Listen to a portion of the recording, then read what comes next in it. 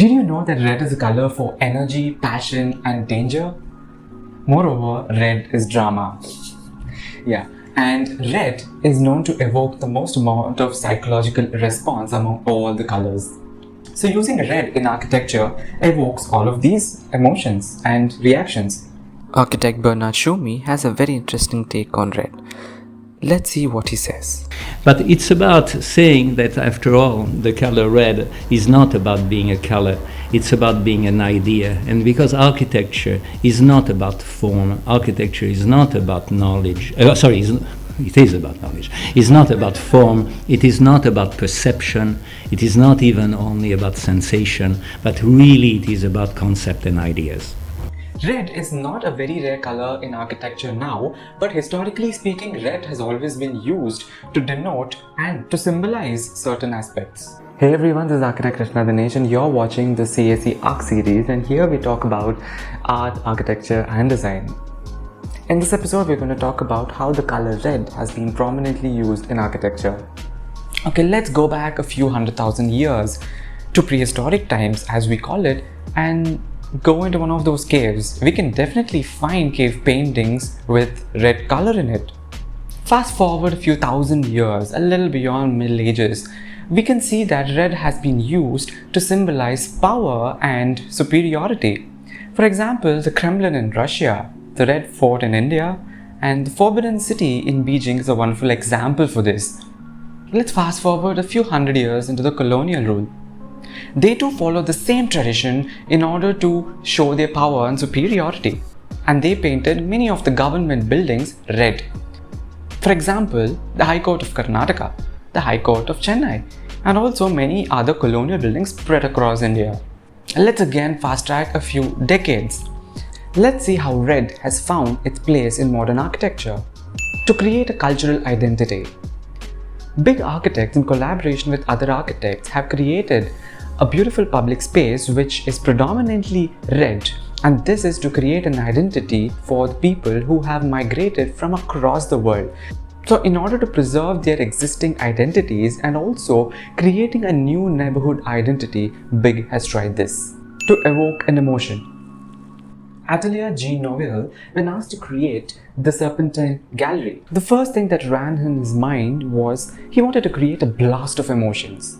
And one of the most powerful tools to create this was colors, and predominantly red. He majorly used red and set it across a green setting, and hence he created a very mythical setting to imply an emotion. How do you reflect a client's angry temperament in a project? This is exactly what Jammun Vigna's architects did. They made a red house in a white snow context, and hence they created the necessary attention to the house and also reflected the emotion of the client to create interest. Qinghangdo Red Ribbon Park is a space designed by Churenscape Landscape Architects. It has created a simple red ribbon in the park, and thus what it does is to create interest among the various age groups and brings them all together to send a message. The first thing we associated with the color red is blood, and how better to create awareness about blood donation.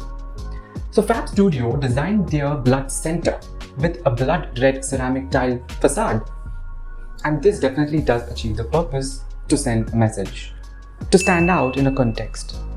Most of the countries in the world have a public urinating problem. How better to solve this social issue by making the toilets more visible and stand out in the context? Naoto Miura has done just this in Japan. It's a triangular red toilet which stands out in a street, and hence solving this social problem. To create a temporal space, the city of Preston had a very peculiar issue. How do you get people out of the malls and pubs and make them interact in a public place? They came up with a solution by creating red retractable canopies. So these are canopies that can be cycled by the people and can be installed in roads linearly so that automobile streets become pedestrian spaces, and it makes a wonderful space for a social gathering, and it's called the People's Canopy. To create a multi-purpose public space, MVRDV has come up with a very innovative solution to create an interactive public sports facility combined with a library. This does not require any special announcement for people to come, but people can walk in themselves because it has a beautiful ocean view as well. To complement heritage. Red is a powerful color, and how do we use it to complement with the existing heritage of a city? Mad Architects has created an undulating kindergarten rooftop which wraps around a historic precinct in Beijing. The undulating red roofs complement very well with the pitched heritage roofs. It's an example where you can still make a statement by preserving heritage. To create a focal point. How do you grab the attention of 9,000 spectators even when an event is not happening? The amphitheater Kogeko by Telia Paul Landrieu is an example of a public building.